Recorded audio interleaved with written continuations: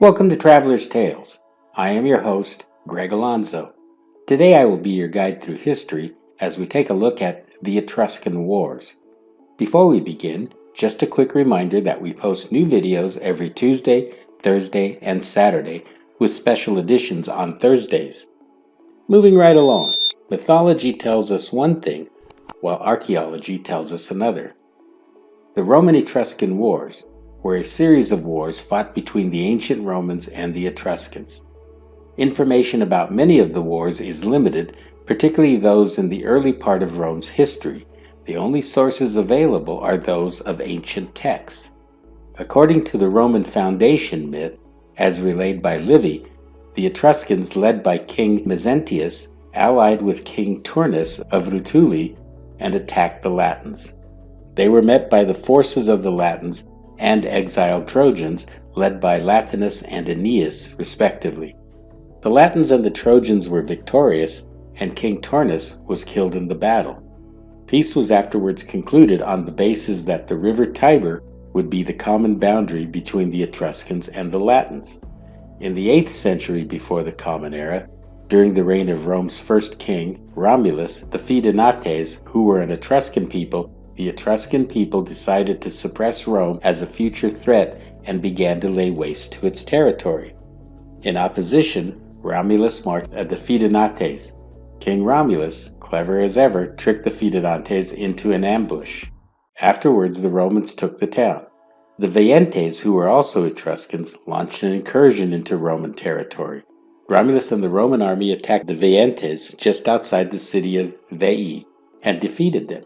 Since the Romans did not have the strength to take the city of Veii by storm, they instead laid waste to the surrounding lands. The Veientes sued for peace by giving up some of their lands to the Romans, and a 100-year treaty was signed. In the 7th century before the Common Era, during the reign of Rome's third king, Tullus Hostilius, the Fidenates and the Veientes again went to war with Rome. According to Livy, they were incited to war by Medius Fuffetius, the dictator of Alba Longa, who had been defeated by and had become, in substance, a vassal of Rome. The Fidenates boldly crossed the river Tiber, and the Veientes followed suit. The Romans met them head-on and routed the Veientes, and the Fidenates, fearing the same fate, fled the battlefield. In the 6th century before the Common Era, according to Livy, Rome's 6th king, Servius Tullius, went to war with the Etruscans. All that is known is that the Veii violated the truce.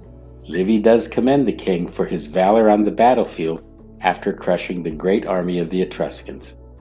According to the Fasti Triumphalis, Servius celebrated 3 triumphs over the Etruscans.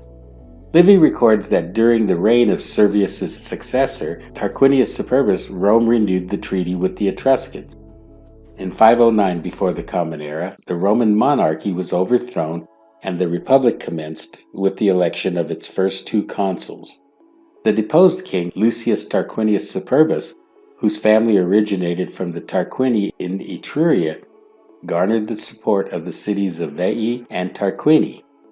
The 2 armies then followed Tarquin to battle, but were soundly defeated by the Roman army at the Battle of Silva Arsia.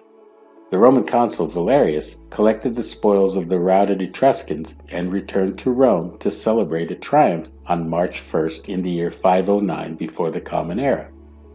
In 508 before the Common Era, Tarquinius sought the aid of Lars Porsena, the king of Clusium.